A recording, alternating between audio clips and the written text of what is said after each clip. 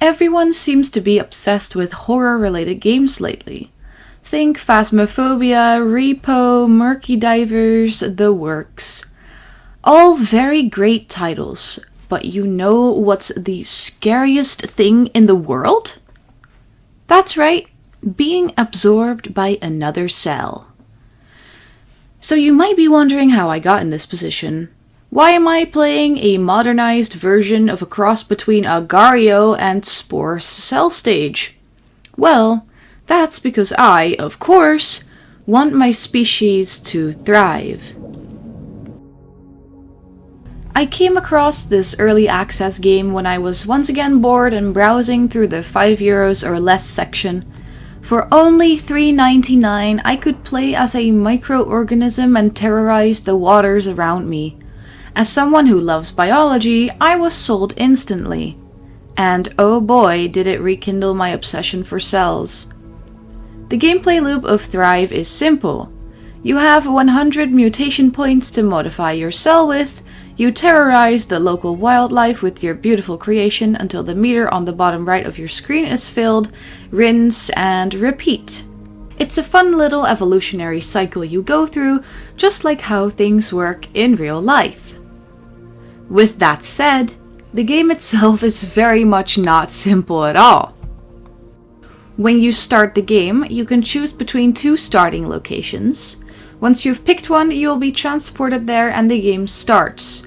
At first, you're just a teeny tiny small organism. You collect ammonia and phosphate to fill up the bars in the bottom right. Once you've done that, you reach the evolution stage. When you're in the evolution stage, you will first be brought to the overview page. You can view the auto evolution here, see which species died and which are multiplying. You can look at the food chains too, as well as a timeline that started with the existence of your species. This is very interesting information that gives you a quick overview of what your species and its family tree have been up to. Once you click next, you'll move to the patch map. Here you can look at different patches of water and the amount of each resource that patch contains. Choose and migrate to the patch that has the best combination of resources to make your species thrive.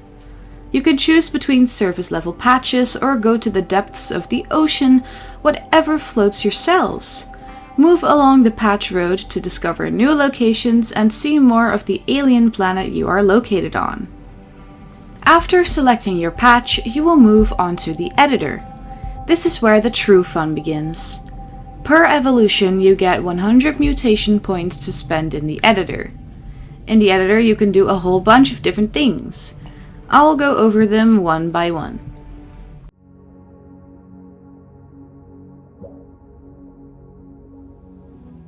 First and foremost, the structure of your cell.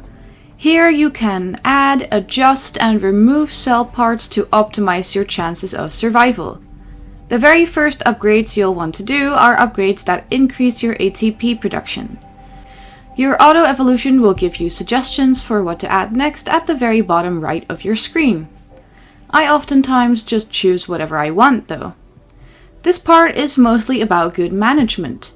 There's a lot of different ways to create ATP, and depending on in what patch you are and which resources are there, you might want to change some proteins around. There's also a bunch of cool things you can add to your cell, like flagella to increase your speed, a slime jet, a chemoreceptor, and many more things. Once your cell has enough ATP production, the next step will be to add organelles, starting with the nucleus. Turn your microorganism into something truly special with chloroplasts, mitochondria, toxin vacuoles, and much more. The last thing you can do here is perform endosymbiosis. You can do this by selecting the organelle you want to get for your cell, then engulf a cell in your next life cycle. In order to start doing this, you'll need to have engulfed one or more cells beforehand. More about engulfing later.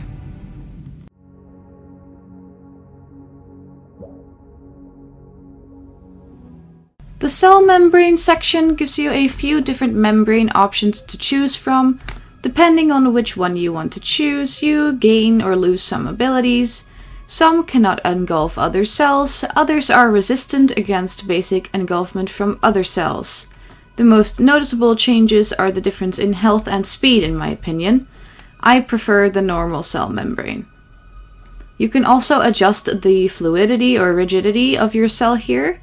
Do you want more speed but low health, or do you want high health but low speed? The choice is all up to you. Lastly, you can adjust the color of your cell membrane in this section.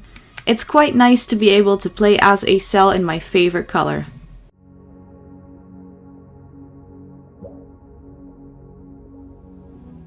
In this tab, you basically decide on the personality of your cell.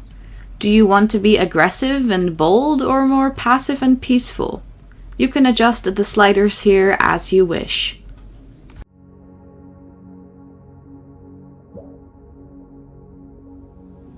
In the Tolerance tab, you can adjust the range of what your cell can handle. Do you want to move to a different patch that has a lower temperature than what your cell can handle?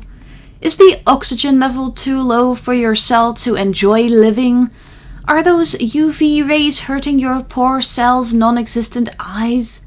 Is the pressure simply too high? You can adjust all of those things in here.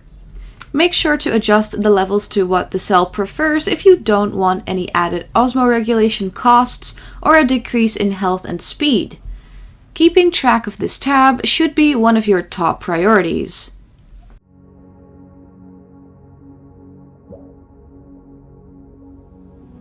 This section allows you to change in what order your cell will multiply. I like to multiply the ATP producers first, followed by everything else, to make sure my cell will not run out of ATP while I'm swimming around looking for that delicious glucose. After you've adjusted your cell to thrive in your current patch, you move on to the survival stage of the game again. Make sure you are near resources at all times. You will take damage if you do not have any ATP, and you will die. Be careful about any radiation as well. You will take damage and you will die. Basically, if you are not attentive to your surroundings, you will die. Once you've added some more proteins or organelles and have grown to a slightly bigger size, you can start engulfing other smaller cells. You can do this by pressing G. It will slow down your cell slightly, but if your cell is aggressive enough, it should be no problem. Want a speed boost? Press Shift. It does cost you ATP though, so be careful with its use. If you have a toxin vacuole or slime jet, you'll be able to activate those with the corresponding keys on your keyboard as well. You basically repeat this until you have absolutely dominated each and every patch you wish to terrorize with your epic cell creation. Now that you know how the game works, what is my honest review for this game? I think Thrive is a great game that you should definitely play if you are still watching at this point in the video. One of Thrive's greatest strengths is that it's fully based on real biology. Mixing and matching the different proteins, organelles, and other cell parts in the editor is my favorite part of the game. The amount of customization and room to play around with the different cell components is very fun. The amount of management needed to make sure your cells actually thrive instead of suffer is quite impressive, and I really enjoy the different patches you can go to. The amount of patches you can go to without causing harm to your species overall is at the moment quite limited, but I assume it will be elaborated on once the game comes closer to its 1.0 release. It's a great simulator game that takes the concept of Spore's cell stage and elaborates on it so well. The one thing I'd consider a downside is how you move your cell around in the survival stage. It's currently a combination of the WASD keys and your mouse. Your cell moves based on where your mouse is pointed towards, and honestly, I feel like it would be better if it's just the WASD keys.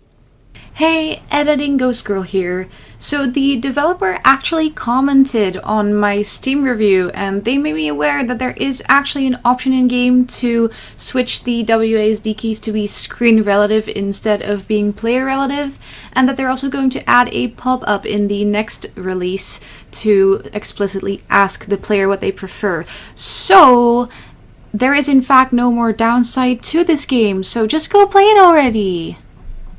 Thrive has a whole lot of potential. I look forward to later cell stages being added to the game so you can thrive and evolve with your silly species for longer. I'm going to follow the development of the game and support it where I can. If you want to help the development also, consider buying Thrive and helping with translating the game into different languages. Thank you so much for watching. Make sure to subscribe, comment and like the video. Consider buying me a coffee on Ko-fi. Thank you so much to everyone who has done so, and be sure to check out Thrive. The link to the game is down below in the description. See you next time!